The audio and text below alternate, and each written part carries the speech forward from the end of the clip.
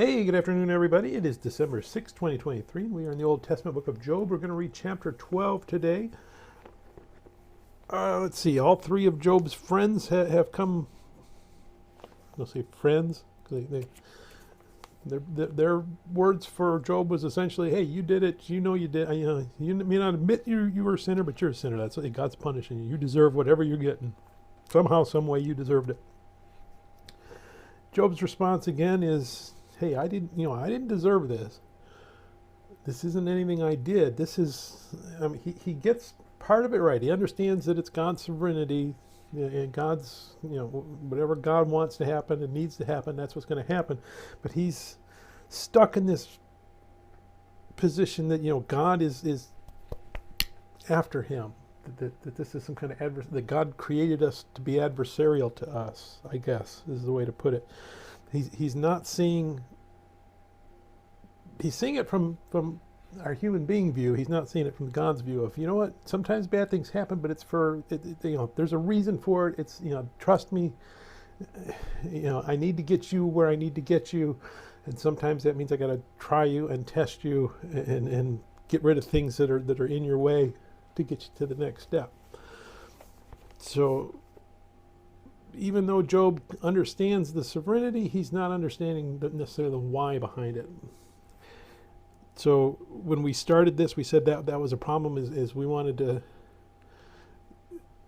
we saw God as being harsh and cruel because we didn't see any love and justice and mercy, and then we said, hey, we stripped all that out to show you God as the sovereign. Gradually we're adding some of that back. So Job is stuck clearly in that sovereign of, what, God just hates me. That's why he did it.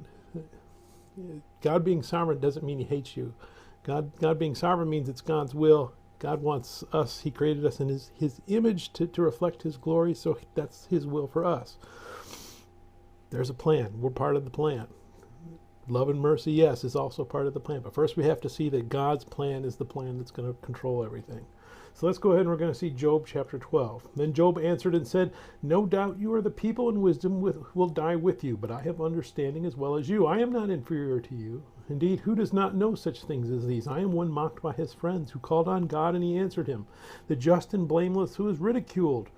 A lamp is despised in the thought of one who is at ease. It is made ready for those whose feet slip. The tents of robbers prosper, and those who provoke God are secure in what God provided by his hand.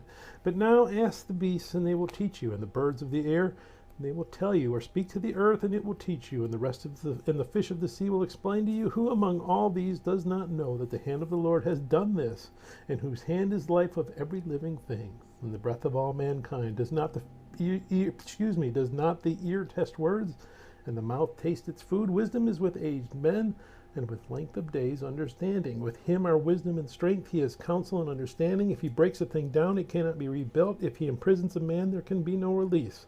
If he withholds the waters, they dry up. If he sends them out, they overwhelm the earth. With him are strength and prudence, and the deceived and the deceiver are his. He leads counselors away plundered, and makes fools of the judges. He loosens the bonds of kings, and binds their waist with a belt. He leads princes away plundered, and overthrows the mighty. He deprives the trusted ones of speech, and takes away the discernment of the elders.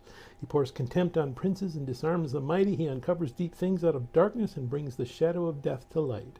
He makes nations great and destroys them. He enlarges nations and guides them.